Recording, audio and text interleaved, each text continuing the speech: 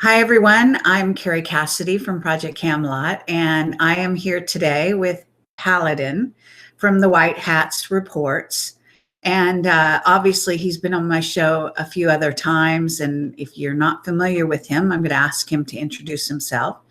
But basically, he is a private investigator, and he chooses not to go on camera because he doesn't want to be recognized. And he is still been quite vocal about the White Hats and what they're investigating. And they do go down the road of follow the money. So, Paladin, are you there? I am.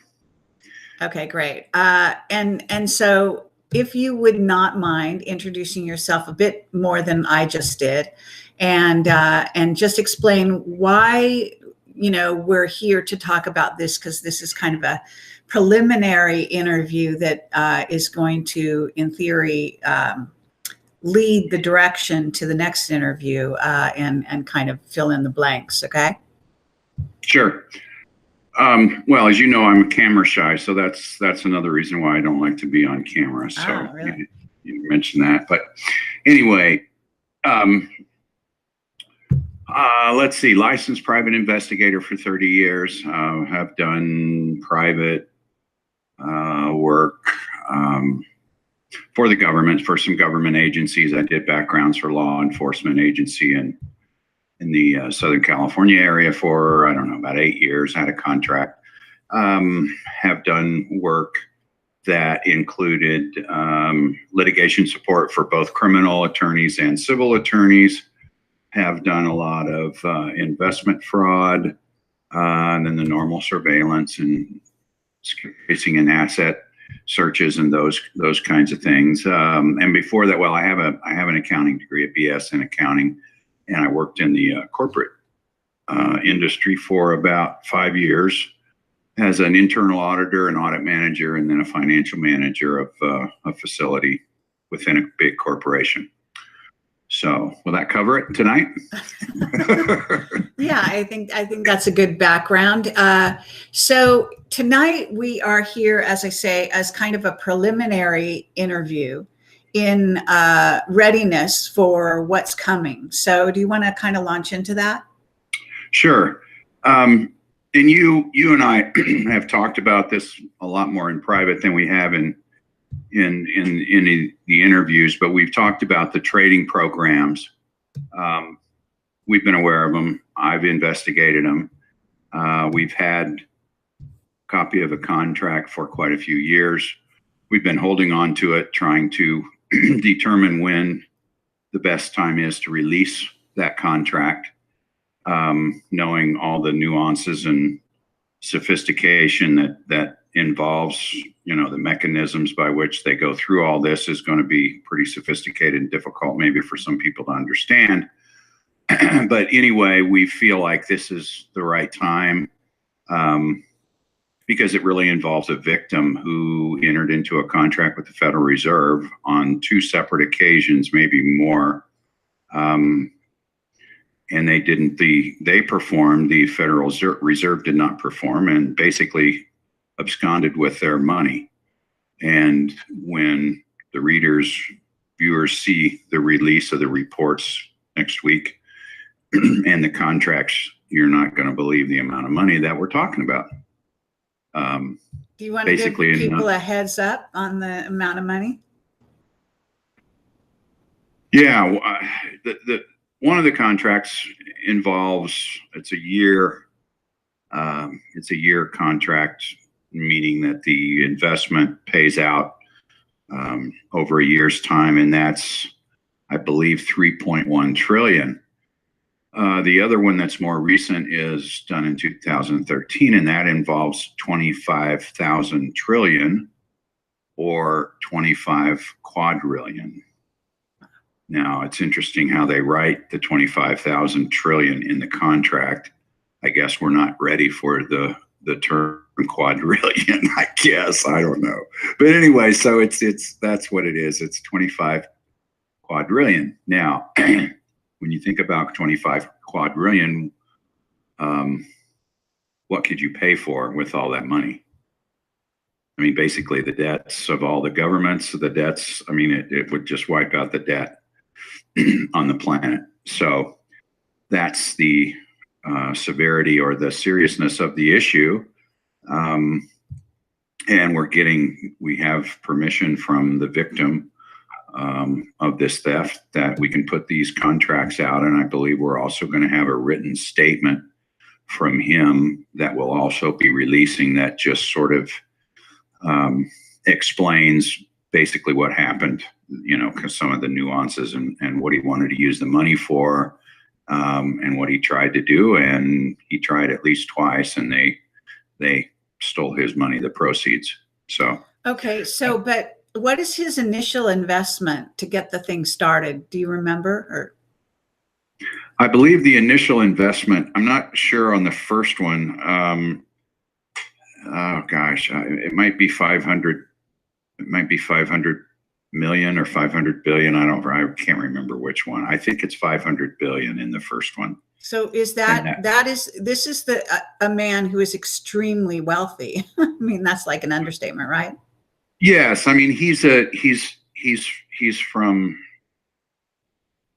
the Indonesian area. He is a royal. He has he's trustee over some assets, some serious assets, some gold, some dynasty assets that are involved with all of the gold and all of the things that we hear about in Indonesia, in China, in Japan. I mean, that's really the center of all the of all the gold in the world. I mean, that's been going on since the Philippines.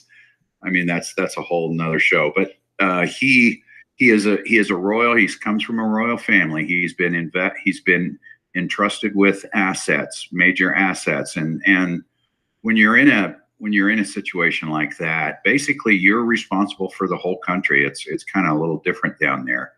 And so his idea was to do some humanitarian projects, primarily medical facilities, hospitals, and that's what he wanted to do with this money. So the first contract, I believe it's $500 billion.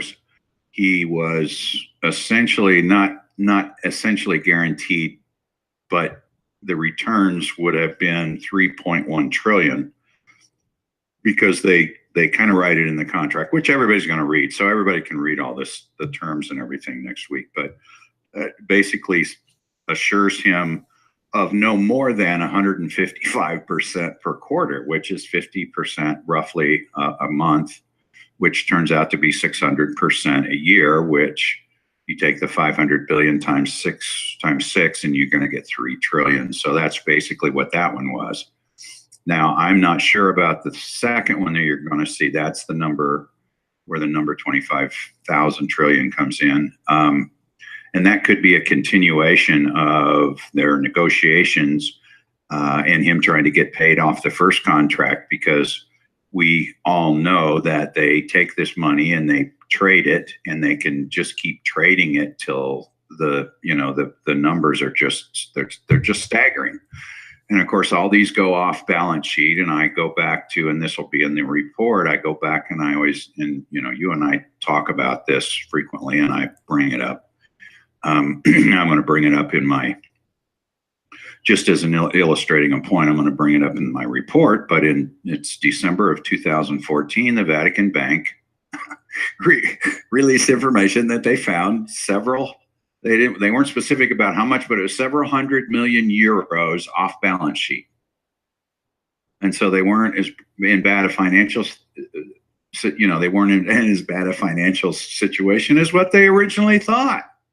So, so here is a bank, a Vatican bank, and they're notorious for being money launderers. I mean, they're one of the what I would call they're one leg of the tripod. You've got the City of London, you've got Washington, D.C., you've got Vatican Bank or Rome, or the Vatican, which is its own sovereign country, essentially, within the walls of the Vatican. So they don't have, I mean, they're their own boss. and that's the same way with DC and the same thing with the City of London. So anyway, they can pretty much do whatever they want to, which puts them in a perfect position to money launder, because there's no higher authority in the Vatican that can come in and say, we want to look at your books. So, and we've mentioned this before. I mean, there was a few reports where we basically told, our audience, our readers, how much money some of our politicians had socked away in the Vatican Bank. So anyway, when the Vatican Bank comes out and says, oh, whoops, gosh, we found several hundred million euros off balance sheet. I mean, to me, that was like a trigger word. I mean, talk about, the old joke of having two sets of books.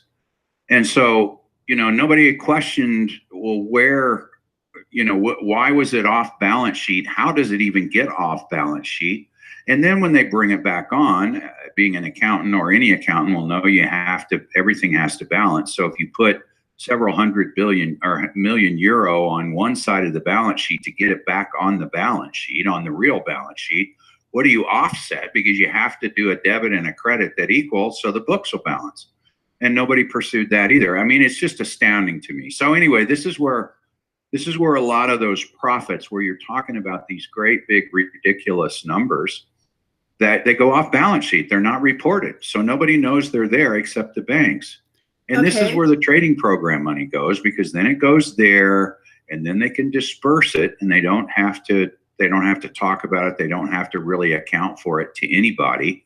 They use it for black projects. They use it for the secret space program. They use it to bribe and blackmail politicians. They use it to hire their merc armies to go invade countries, to be ISIS, to play Al Qaeda.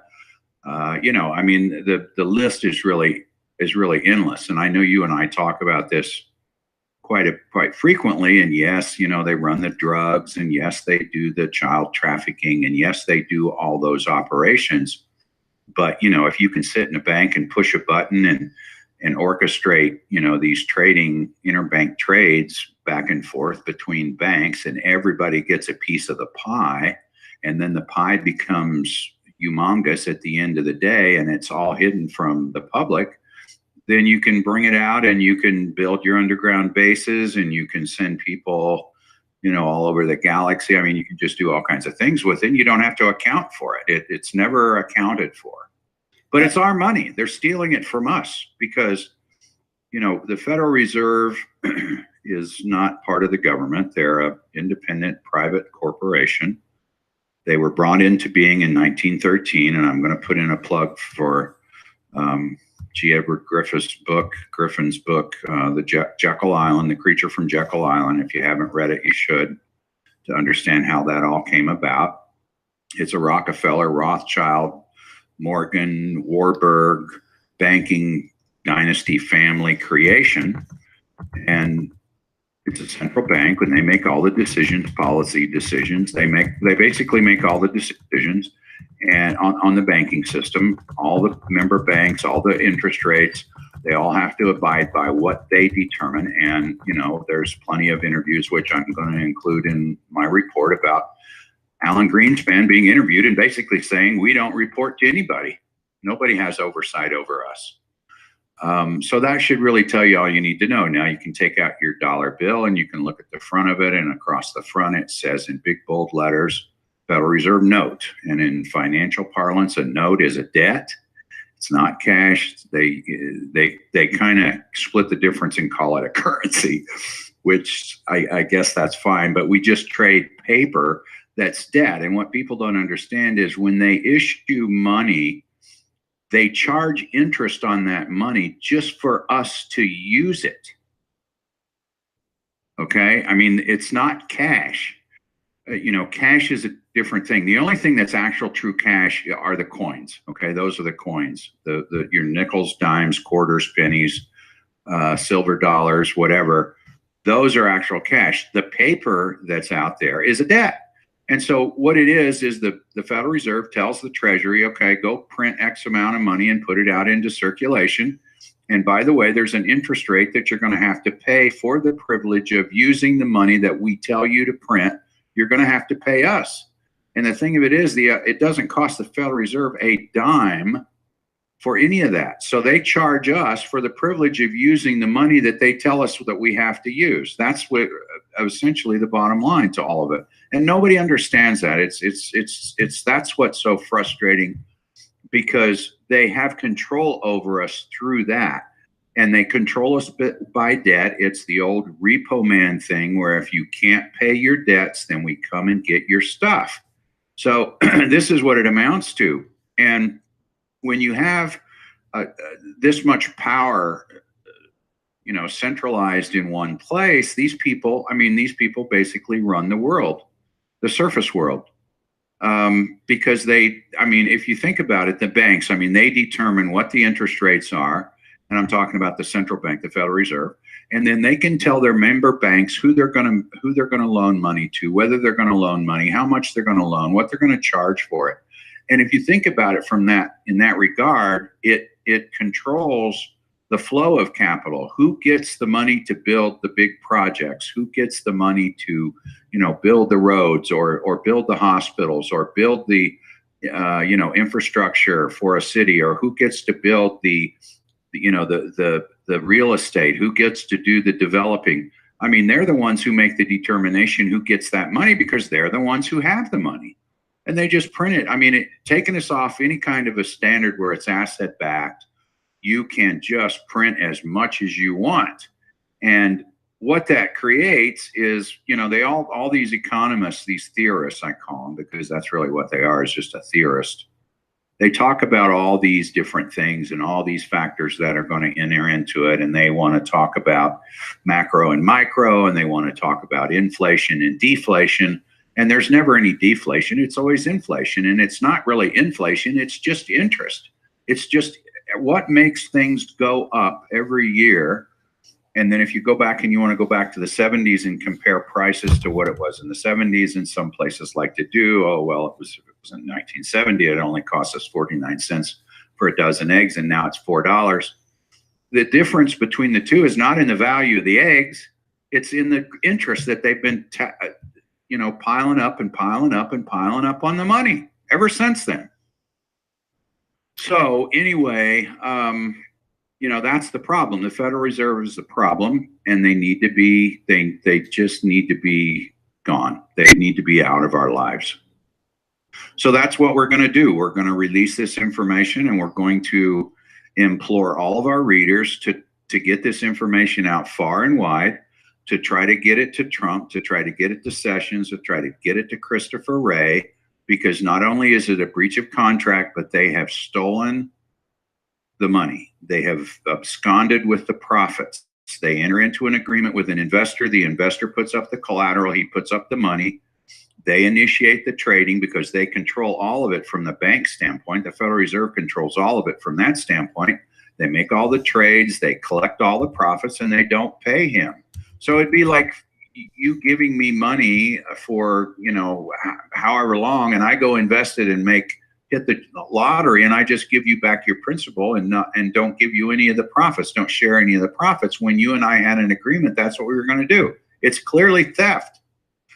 And that's what they've done. So we're going to try to get this information out there. I don't really know if there's ever been I don't know. I've never seen it. If there has, I don't think there's ever been a trading program contract out anywhere in the public. And the reason for that is typically because, the person who invests, they sign a non-disclosure agreement, because if you get into a contract with the Federal Reserve and you make, 3.1 trillion like you should have made, where's your money? It's in their banks.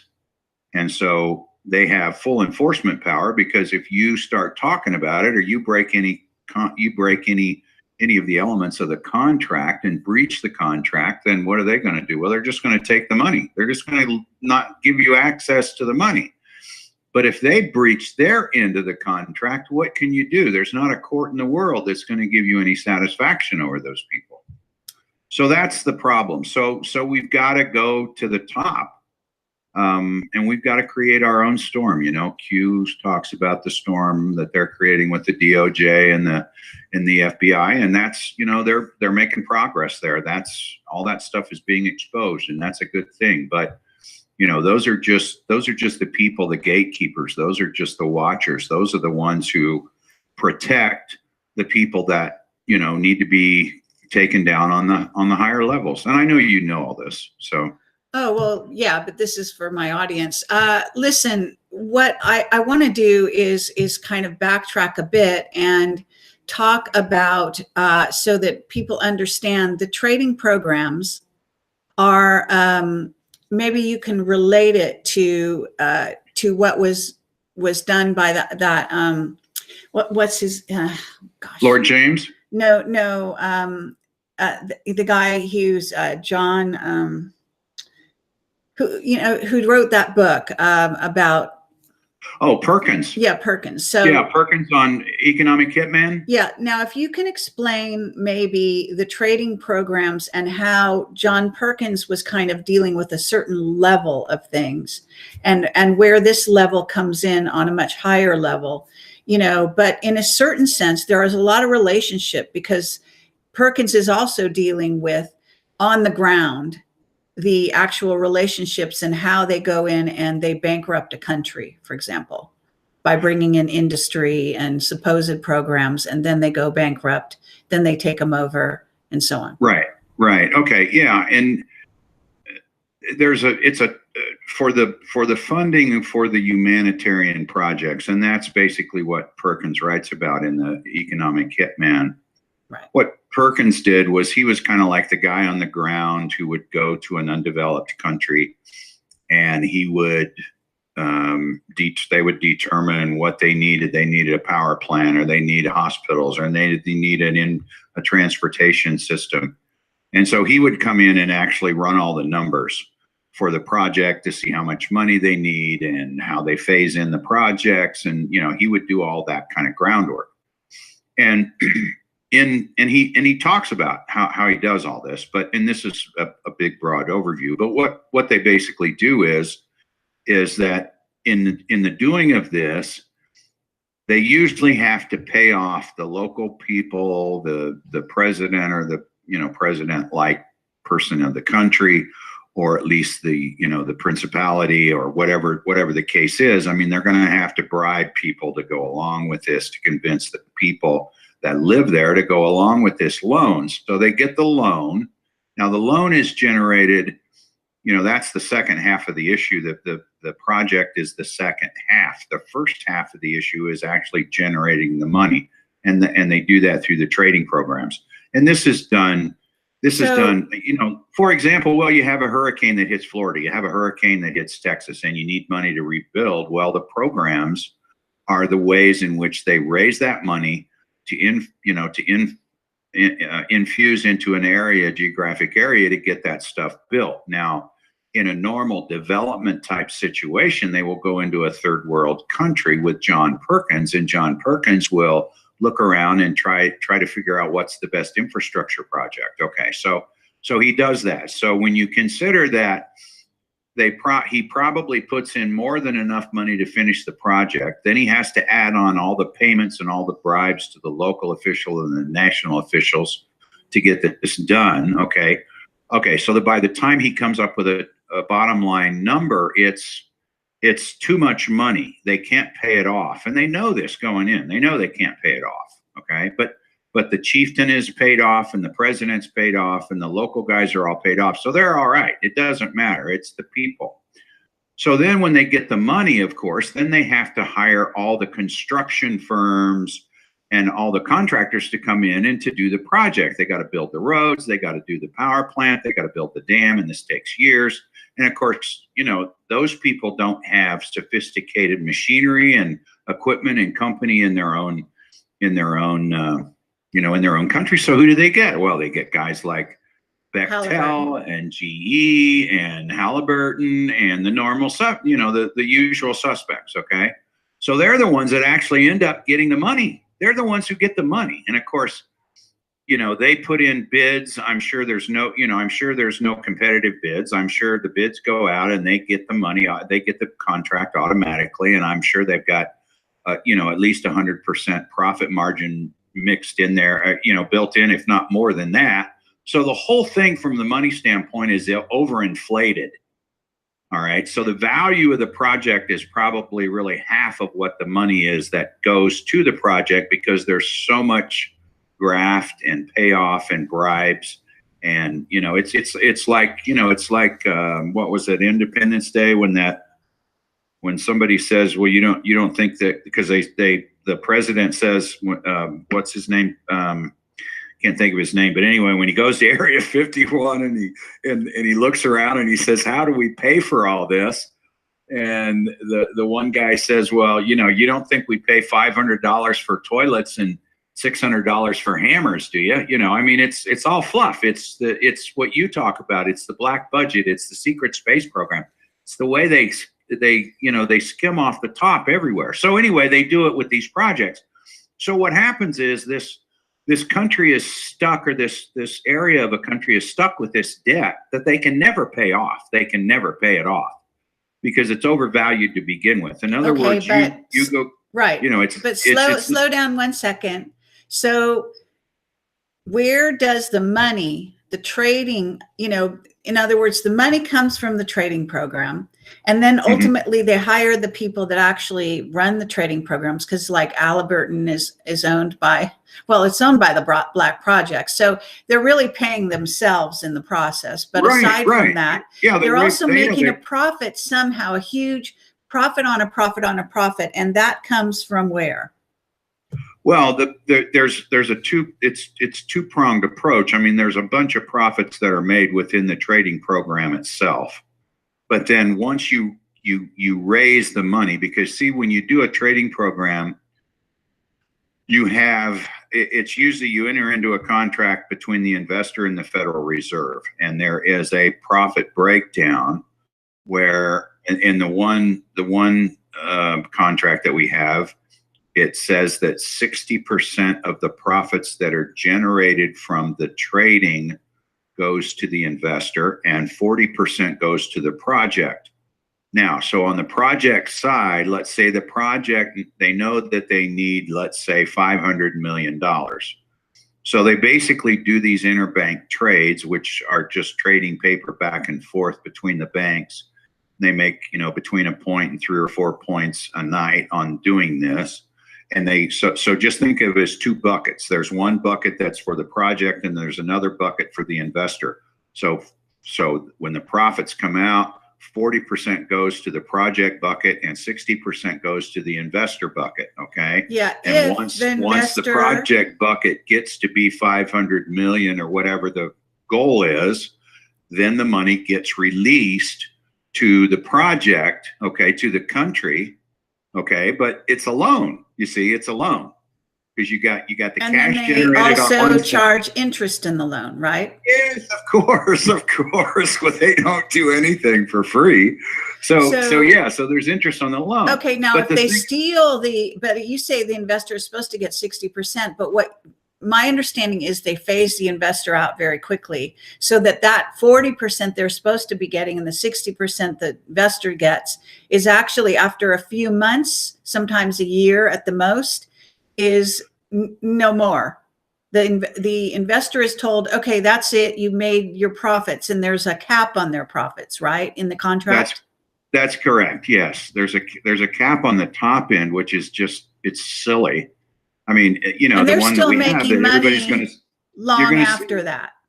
Yeah, it says it essentially says we're not going to pay you any more than 155% per quarter. I mean, it's ridiculous. And if they steal the money like they did with the witness that you're bringing forward, then they don't have to pay the 60% at all, right? They don't have to pay. Yeah, they don't pay anything. They just use his collateral, which he puts up and basically blocks out of his bank, so he can't use it. I mean, there's certain procedures they do where they block the money, where he can't move it and he can't use it and he can't have access to it.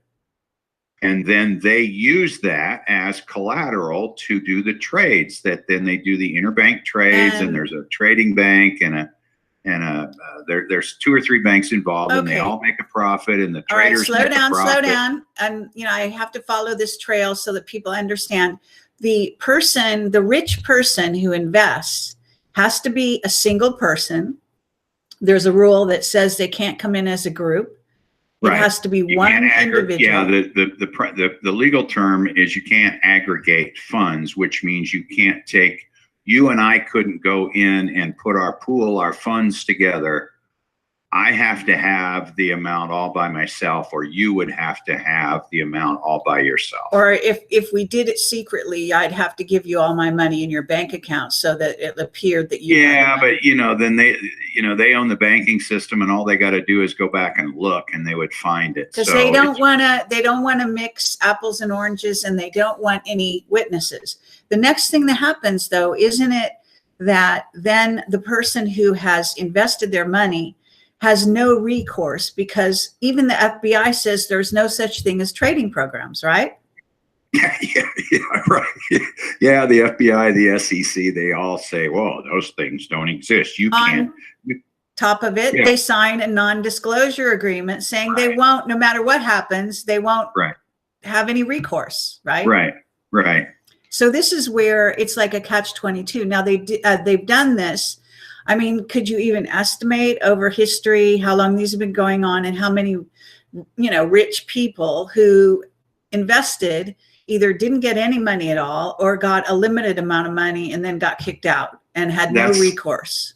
Yeah, see, that's hard to say. I mean, my understanding, and I could be wrong about this, but my understanding was this idea was born out of Bretton Woods after World War II, when the Allies got together and said, okay, England is bombed out, France is bombed out, Germany's bombed out, all these countries are we need to rebuild the infrastructure of all these countries. Where are we going to get the money? And, somebody came up with the bright idea of doing trading programs to generate the money to pay to rebuild Europe and, Japan and everywhere else. Luckily, the United States, other than Pearl Harbor, really wasn't involved with that. So anyway, that's where I understand they originated. Okay, so they've been going since around World War II, and then you have to estimate how many people they burned who had no recourse. And I'm sure people have died over this, because people that don't have recourse are going to, especially if you're wealthy, you're going to hire hitmen, to go in and try to get their money back. But then what happens is they can't burn everyone, right? There has to be an in club that doesn't get burned and makes their 500 or whatever percentage. Of course. And then those are the people like the Soroses and the Bushes and the Clintons and those kinds of people who are actually, the generals and the lieutenants on the ground that do the ground war. Those are the guys who do all the supervision of all the minions who build the underground bases and who develop, pay the scientists in Area 51 to run all that. And, that's where those people that are visible to us, that's where they come in, and that's where they derive all their power, because they're the ones who get access to that money. And, we talked about in our reports about, Falcone, and Falcone, I don't know what the amount was that Falcone put in, but it was several $100 million.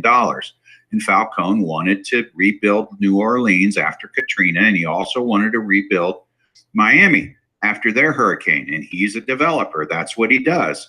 So that's what he wanted to do. Well, they took his money and they traded it, and they traded it and traded it and traded it. And I don't know. I mean, you can just, we can speculate how much that was. And then we talk about Biden got 200 million and Hillary got 200 million and Romney got 400 million. Well, I mean, when you're generating multiple T's, a few hundred million here or there is just pocket change. Yeah, but it sounds really like such big money, and everybody wants to, kind of shut down and don't even think about it. But that's how they control these people. I mean, that's how they do it, and they do it through Vatican bank accounts or bank accounts in their own banks that they control. But they control them. So if you get out of line, guess what? You try to get money out someday, and you find out your account's locked up. They don't let you have access to it, and they use some, and I've seen them use all kinds of excuses. You're a money launderer, and we're doing an investigation, or you're supplying drugs. You're a drug dealer, and we think it's drug money, so we're going to lock it up and do our investigation. And these investigations last for years. Okay. Right. And in the meantime, you don't have, I mean, there isn't a court in this world that you can go to get satisfaction, or you're a terrorist, you know, or you're this, or you're that. I mean, they can pick. Right. Go ahead. Okay. So just to stay on the line, you know, the sort of through line here, so that people understand. So you've got this rich person, they're locked in, they've contributed the what you might call the seed capital that then gets blown up over and over again and makes huge profits. And most of the time they get aced out at a certain juncture, and it's even built in the contract for them to get aced out after a period of time. So half the time, one imagines even half the time they probably don't honor it. But you've got clients who actually went through this process and we're trying to find recourse. And you're one of the few organizations that's investigating this. And you specifically have a background to be able to do that. And you've done that as a job, right? So these people are looking for their money back, in essence, but they've been, in essence, ripped off by the Federal Reserve. And what we have to tell people is the people who signed these contracts, and you have the contracts to prove it, the people who signed them are actually people like, I don't know if Kissinger's on there, but like Henry Kissinger, they're big time politicians, presidents, you name it, that are sort of above the law at that point. And this includes Alan Greenspan, right? Yes. I mean, so this is gigantic. Okay. This is the kind of thing that is like Pentagon Papers, you know, plus some, that should be, you know, headline news for the Washington Post. Heads up, guys. Okay. And you're going to be releasing this evidence. Okay. And you're a forensic financial investigator. So these are not fake documents. They're real. And you're going to do this when? Next week? Tuesday. So just so people understand what we're talking about here. And so the Vatican is also involved, correct? Well, the Vatican, yeah, it's part of the three-headed monster. Like I say, you know, that we have DC, which handles the military or the security part.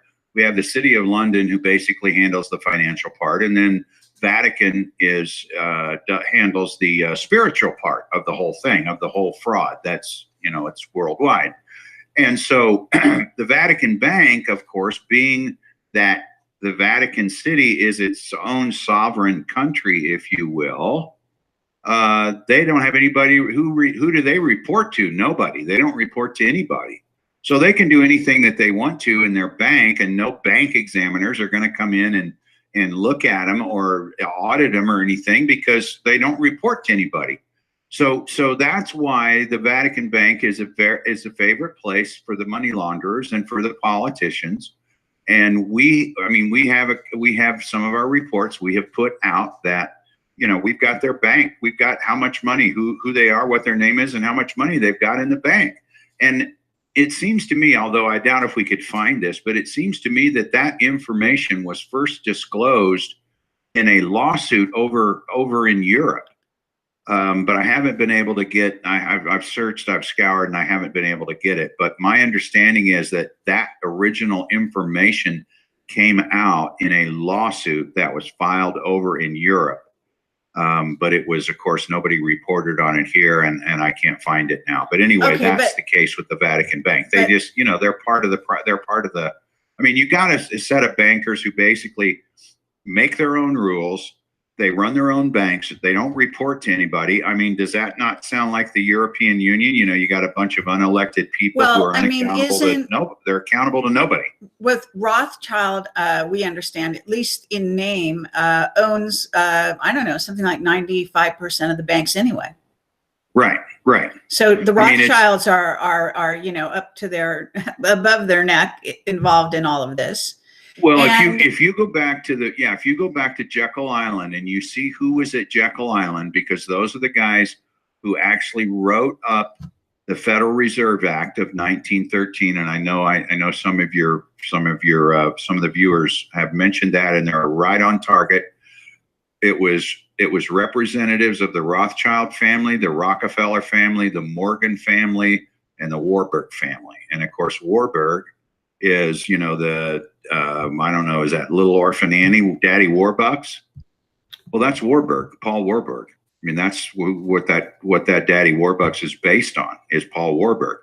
And I believe Paul Warburg was actually at the Jekyll Island meetings. Rockefeller had their representative, Rothschild had their representative, and JP Morgan had his representative there. Okay, so on top of it, this does relate to the Neil Keenan sort of that whole, and I was that Indonesia as well, because it's very interesting, you know, that whole scam, which the Vatican Bank was fully involved in, and a lot of the stuff that Keenan put out actually wasn't quite correct as we investigated and so on, but but the whole crux of the Neil Keenan thing was that Indonesian government, again, this being, I think it was Sukarno, one of those people, was the one who initially, he wanted to get into a trading program. That's why Keenan left the shores of Indonesia with a suitcase. He went over to Japan to meet Fulford. Then he went to meet Leo Zagami. These are all Camelot witnesses. I mean, you know, it's so weird. And then on top of it, he went to the United States, to the Federal Reserve, and he met with certain people. Then he went to the Vatican and had his money stolen. Right. So that not only would they not let him in a trading program, supposedly, but they stole his money on top of it. And then they tried to say they were illegal and all this kind of stuff, his money. So this... But to get back to the kind of thing you're talking about, so you've got this no recourse, you've got these trading programs, which are, you were telling me that, for example, let's just get down to it. Catherine Austin Fitz knows about them. She has to know about them, but has never talked about them. No one will put their life on the line and talk about these trading programs. And the amounts of money, and that goes for Karen Hudis, who either didn't know, or, you know, she was in the dark, or shouldn't be, and various other witnesses. In other words, this is so big, and yet the amount of money is so much bigger. You were telling me it's much bigger in volume, what we're talking about here, than anything else, really, it sounds like, right? Yeah. I mean, you're talking about, I mean, that one Federal Reserve account, and I know it's out there, it's been out there, and everybody, you know, there's this list of accounts, and, you know, Scott Pollack puts it on, because I gave him the front page of that whole list of 392 accounts. And the first one is a Federal Reserve account. It's the white spiritual boy accounts. Okay. Right. Everybody's seen them. They're out there. Yep. And, you know, it has, and I don't know what the term for this amount of money is, but there's 17 sets of 3 zeros at the end. So that's 51 zeros. I don't know how much money that is. I have no idea, but it's a lot of money. And this is what they have, and it's all off balance sheet. And this is what they have been. I mean, it's a crimes against humanity. It's what they do. It's the way they put it, sequester it off balance sheet. They don't have to account for it.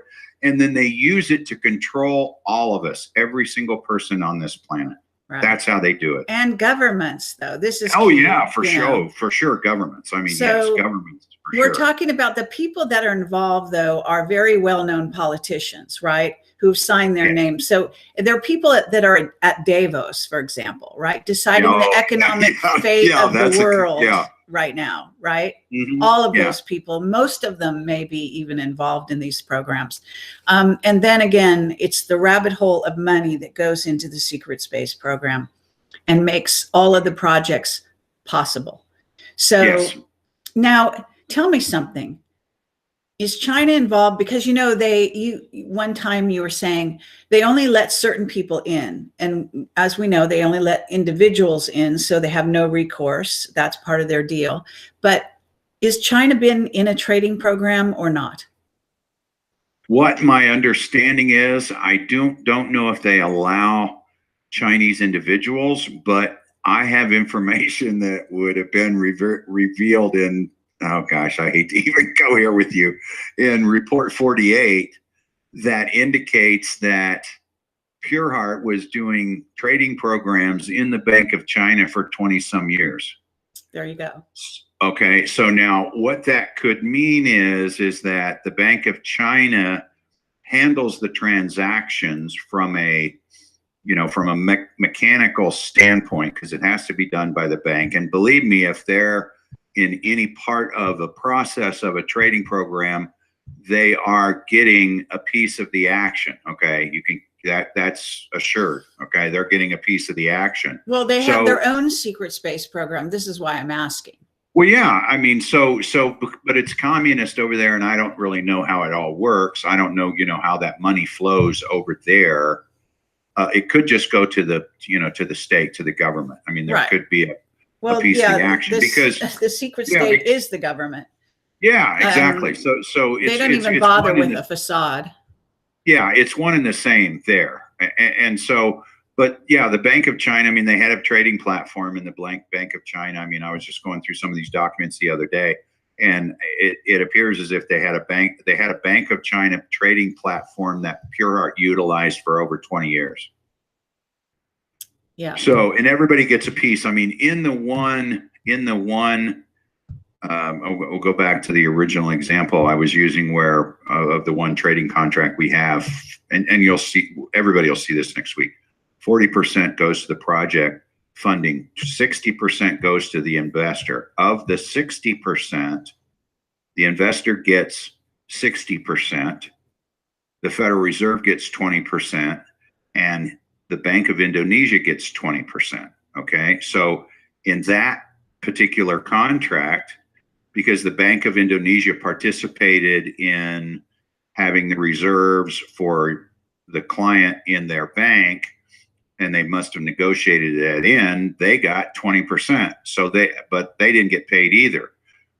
So in other words, in that regard, the Federal Reserve got 20% of the 60%, which would be 12% of the total profits, as was the Bank of Indonesia. So if they are doing bank trading in China and they're doing it at the Bank of China, you can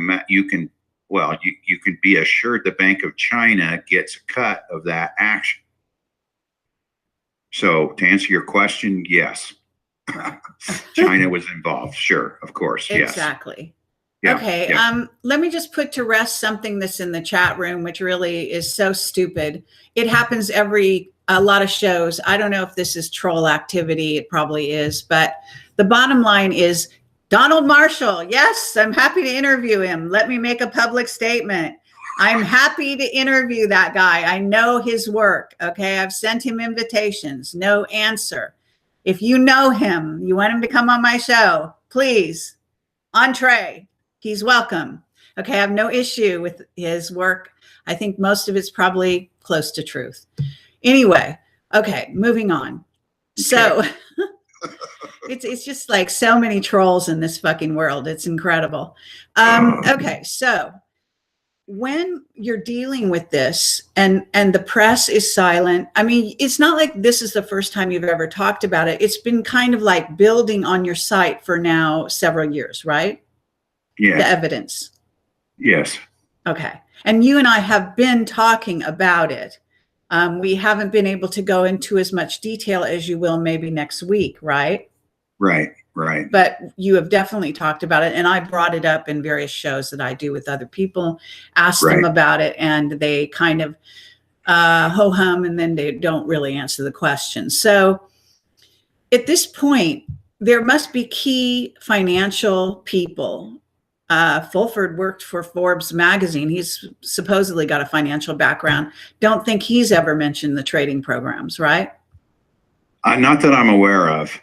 All right. So all I'm saying here is that we've got a lot of media people that if you watch this channel and you want them to be aware of the situation, and here's their chance to come forward with a really hot tip of some very important documents that are being released next week. And certainly we're going to, help you get the word out there. I mean, Alex Jones, you name it. This should be, what do you call this? Cross-political cross-platform. This is where the money's going. And all these people out there that are supposedly so financially astute, etc., never talk about this stuff, right? Yeah, I mean, and I don't want to, I don't want to offend your area of expertise, but this is one of the biggest secrets going. I mean, it really is. Why would that offend me? I could care less. Well, I am here to. No. I mean, I've been on board with this since the beginning. No, I know, but I mean, it's just that a lot of people think the alien thing is the big secret, and it's really not a secret because it's out there all over the place. I mean, you know, it is. And you mentioned this last night when in your interview with Courtney. I mean, it's out there everywhere. I mean, I've been to the pyramids in Mexico, and there's drawings on the pyramid. Is what we call it. Yeah, exactly. Yeah. I mean, so it's everywhere. So, I mean, that seems to be like a big secret that we sort of all know, but nobody in an official capacity will acknowledge or talk about. Right.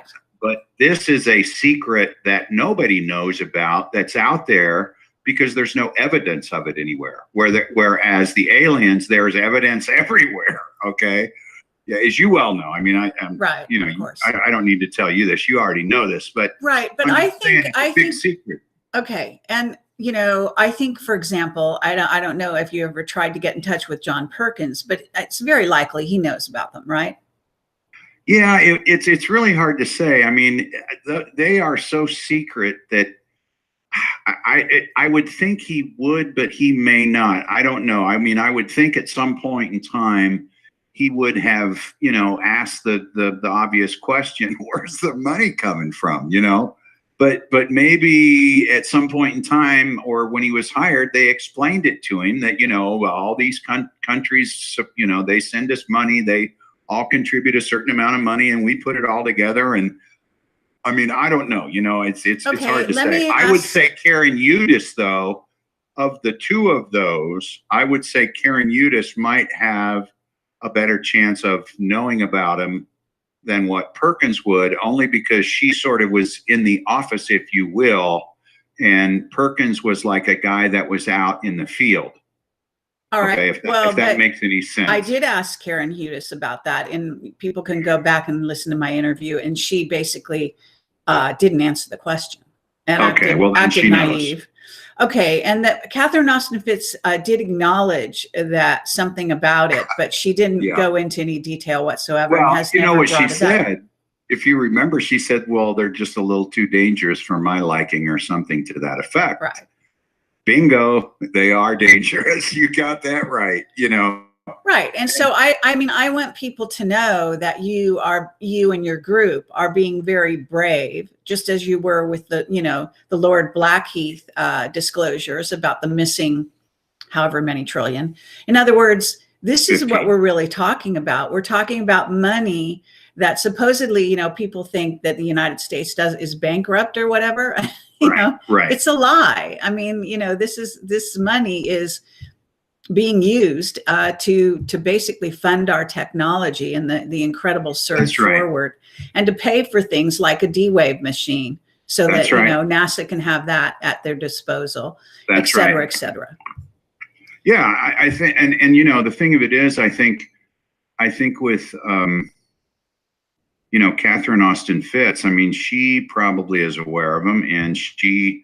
Her answer I thought was very interesting. I'll never forget it, because I was listening to your interview with her live, and you asked her, and she basically kind of hem-hawed around a little bit, and then finally said that she thought they were just, dangerous. I think the word she used was dangerous or risky or something to that effect, right? Which said to me a lot of different things.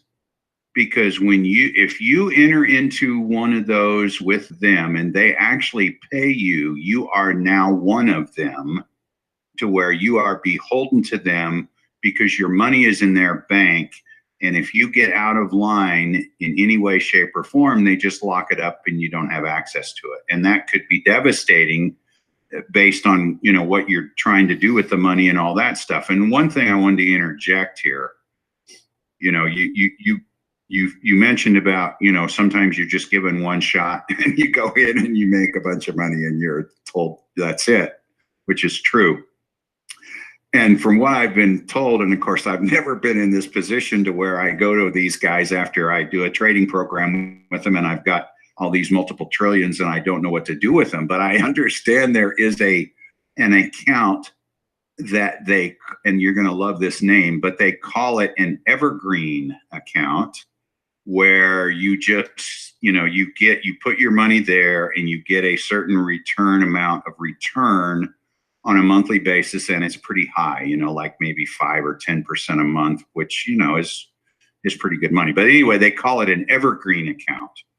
And what I understand is sometimes they will come back to you if they need you to provide collateral for another financial situation.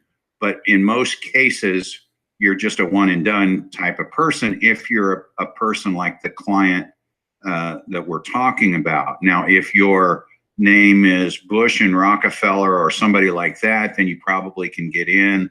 Or you may just have a normal situation where you're like the neighborhood, you know, mafia, where you just get a piece of every contract that goes through.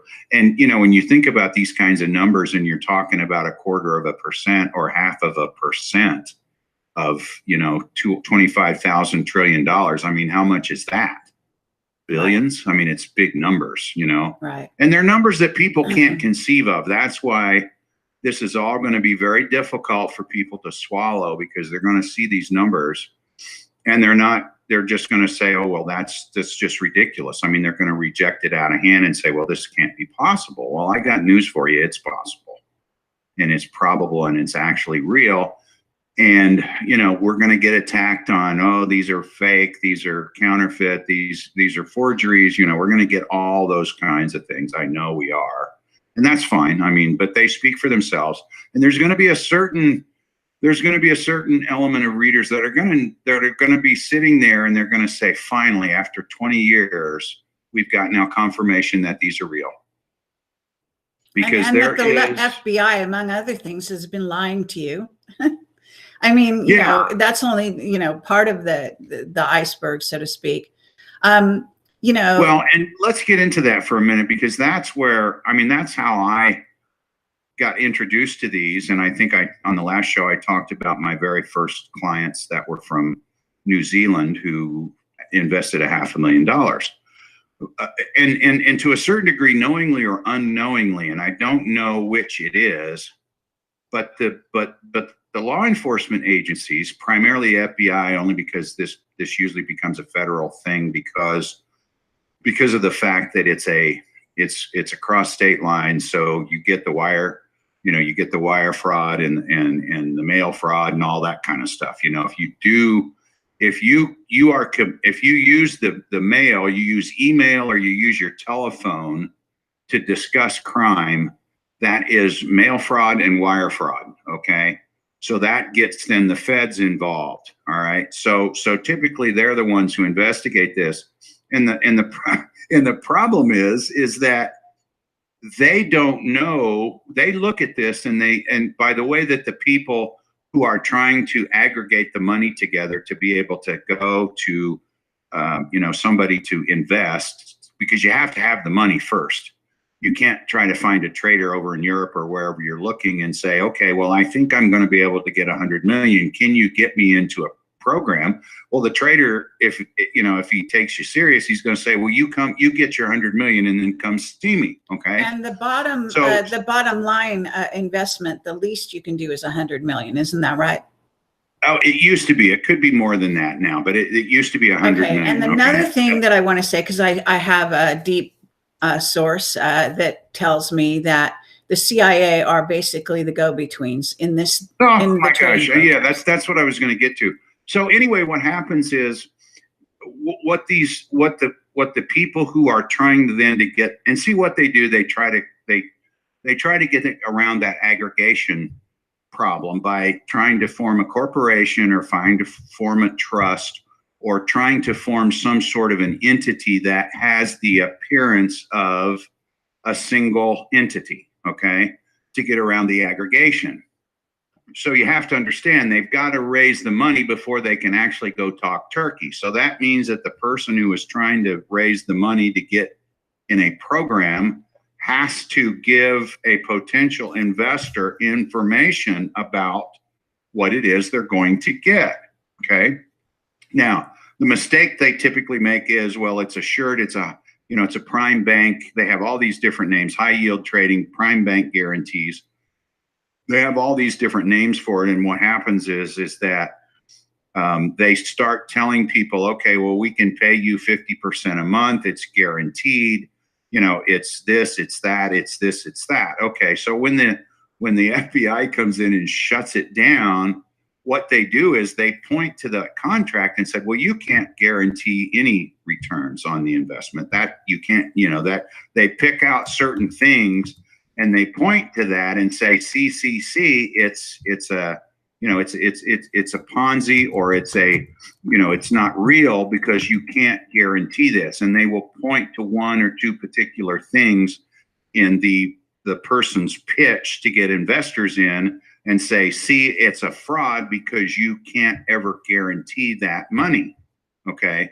Which is true. But then, if I go into a bank and I buy a $10,000 CD and they tell me that the rate's going to be 2%, isn't that guaranteeing my rate? I mean, it's convoluted. But anyway, the FBI goes after them, and I don't really know whether the FBI knows or not. I mean, I can see that they could be kept in the dark too, and they don't even know about them.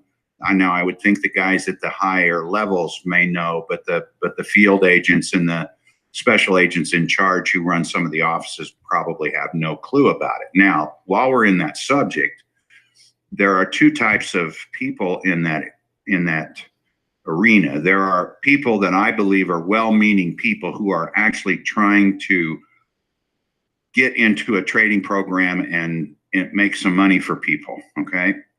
Then you have another group of people who are out there to steal everybody's money. They're the Bernie Madoffs. They're the Ponzi scheme guys. Okay. And what I found interesting, which I guess I'm probably in a roundabout way going to make your point or your case for you, but the people who ripped people off seem to be able to get away with it over and over and over again. And then you had some well-meaning person who was really an honest person or an honest group trying to raise enough funds to get into a program. And the first shot out of the box, they would get arrested.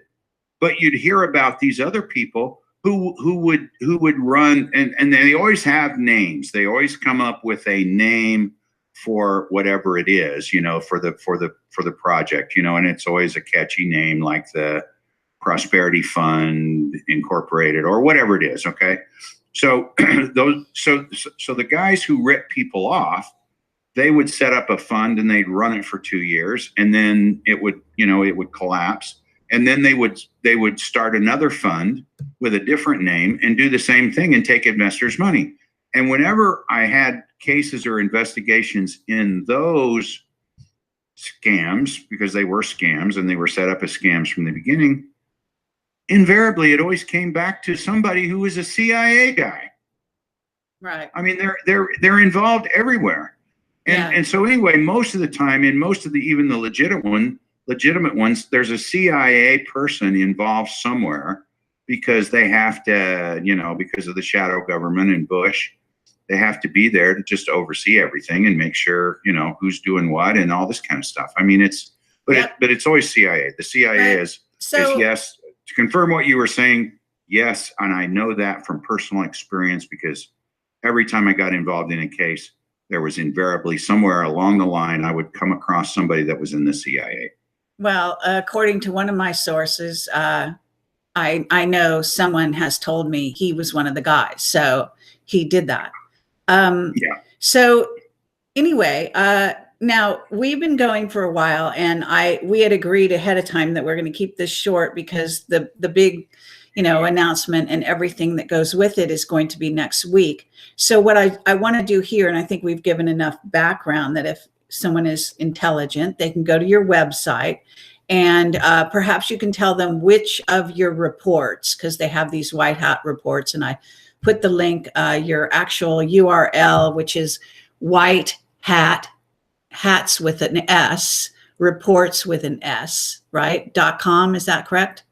Report with singular, Okay. whitehatsreport.com. Okay, yeah, because there's a variety of people using that, the beginning part of the name. Anyway, so what ones would you suggest that they read as preparation? And then is there any other detail that you want to put out there? Any sort of call to action, any heads up, especially, let me say, if you have an email address where people can connect you with mainstream journalists who should get this on their desk the minute you release it. And if Julian Assange is one at WikiLeaks, then send it over there. In other words, I Project Camelot, I'm very proud of what I do, and I'm happy to get the word out. But we are on the fringe, and this should get into the mainstream press. Yes. We understand UFOs don't get there except as laughingstock, whatever. But except for recently, although Tom DeLonge dug up one sighting out of zillions that happened 13 years ago that they whitewashed and maybe even faked. I mean, unfortunately, this is the state of affairs. So even though it's not supposed to be secret, it's still frickin' secret. So in this case, they should stand up and take notice. And this is really hot stuff. It is where the money has been going. You wonder why and what we are supporting.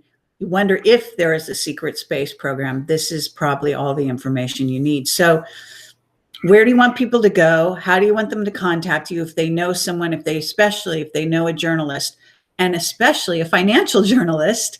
This should be right up their alley. Okay. I would suggest people look at 36, White Hats Report 36, and also 41. Those are the two that focus in on Lord James in his speech in the House of Lords about the $15 trillion, because as you will see when we release the reports and the documents on Tuesday, that a lot of the same players are involved in both the 2003 trading contract and also the 2009 situation, and then carrying it forward to the 2012. So if you get familiar with what we have in reports 36 and 41, that would be fine. That would be good. And I've mentioned that before. Paladin at whitehatsreport.com is where you can contact me.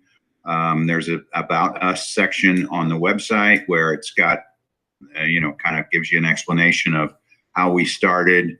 It also gives you an explanation between the white hat and the black hat thing. And I'm kind of proud of that because we kind of revived that whole thing. I mean, it's very seldom do I ever hear anything nowadays where I'm listening to somebody talk where they don't talk about the white hats here and the white hats there.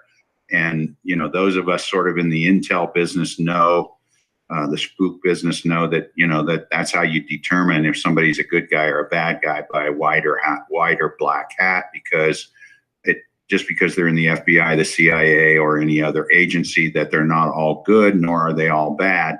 So anyway, there's that. Now, as far as the blitzkrieg, the storm that we're going to create a hashtag. I've got a hashtag. As a matter of fact, that's the name of the report.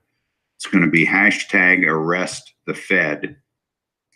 So we can get this out on Twitter, Facebook, get it to Trump, Twitter it to Trump, send it to Trump, send it to Christopher Wray at the FBI, send it to Jeff Sessions at the DOJ, send it to all your congressmen and senators, send it to all your media people, send it to all your friends, all your family, send it to, just get it out as far and wide as you can. If there are any alternative media sites that or you're familiar with, or you have a relationship with, send the report to them, have them put it up on their site or put a link on their site and put back to it, because we need to get this out. And honestly, I don't really know what to expect. I don't know if, it'll be up for 10 minutes and they'll take it down, we'll be attacked. I don't really know what to expect as far as them trying to attack us. I don't know what's going to happen, but for our own safety and well-being, behooves everybody that's listening and reading to get it out as far and wide as fast as they can. We have planned to do a series of releases probably every week to 10 days for maybe the next 4 to 6 weeks, because this is kind of just the beginning of the story. There's a story to tell here, and this is just the beginning. So this is not a sprint, it's a marathon, and we're going to have to piecemeal it out. So we just need everybody to do the guerrilla warfare kind of thing and just get it out everywhere. That's going to be the best thing. But try to get it to Trump. We want to put Trump on notice. We want to put pressure on Trump. We like what he's doing, but there's a lot more cleaning up the swamp to do. And so this is the main thing. This is what's going to free us all from debt. And this is what's going to get the revaluations of the currencies done, because this is going to fund it. It's also going to fund a reset, and it's also going to enrich everyone. I mean, it's going to get us it's going to get the whole world out of debt if we can loosen their hold on the financial system. I mean, that's what we have to do. Okay, so thank you for that. And obviously, people listening, please do follow through if you possibly can, and find, as I say, some mainstream, as well as, if you find somebody in the alternative and you want to give them the heads up, and we'll put this out next week.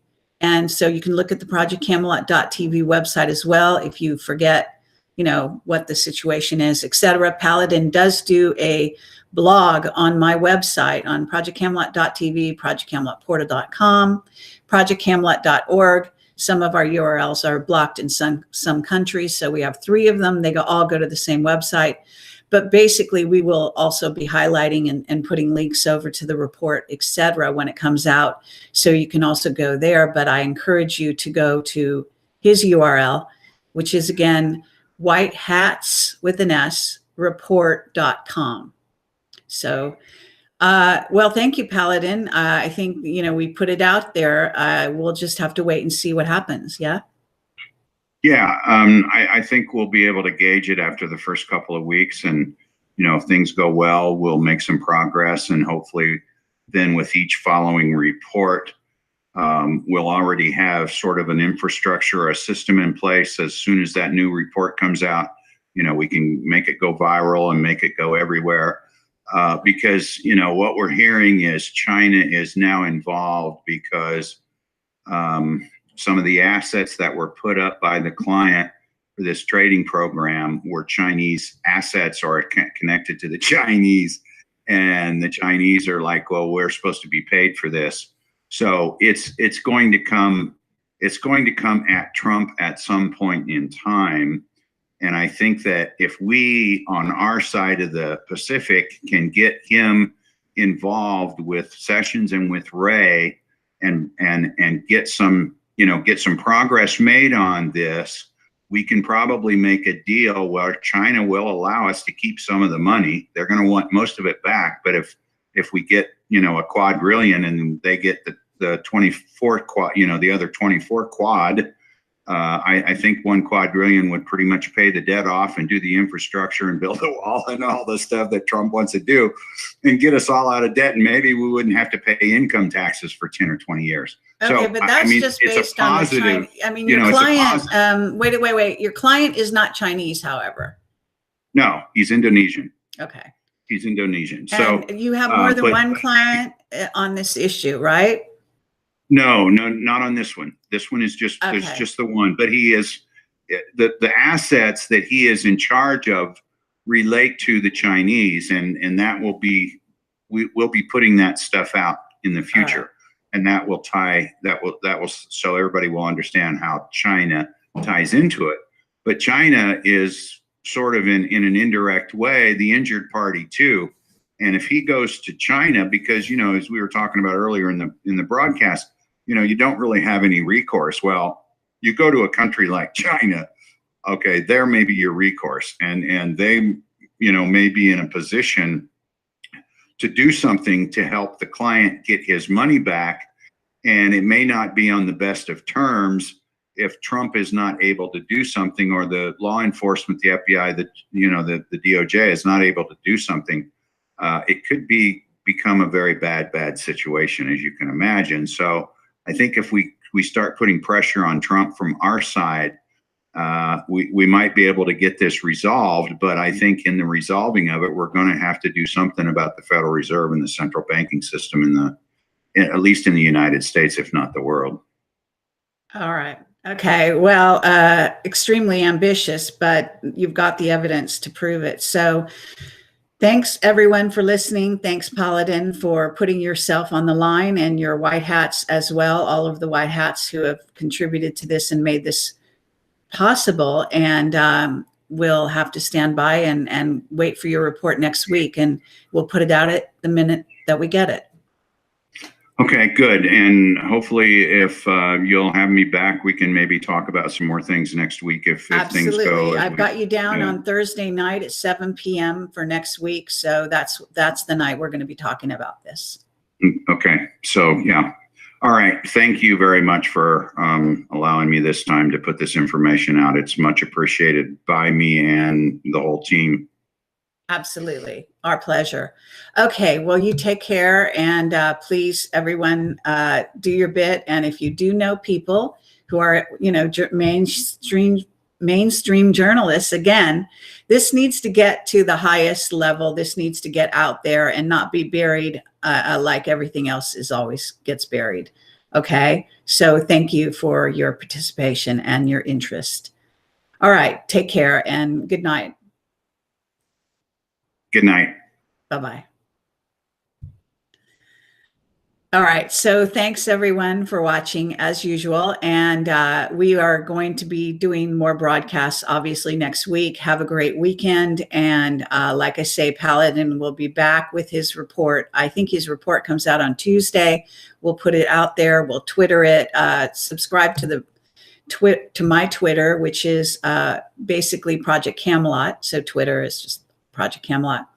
That's where you keep up to date on what's going on in Camelot. And you can also message me there. The other thing is, of course, my Facebook, and all of that is on my website, projectcamelot.tv.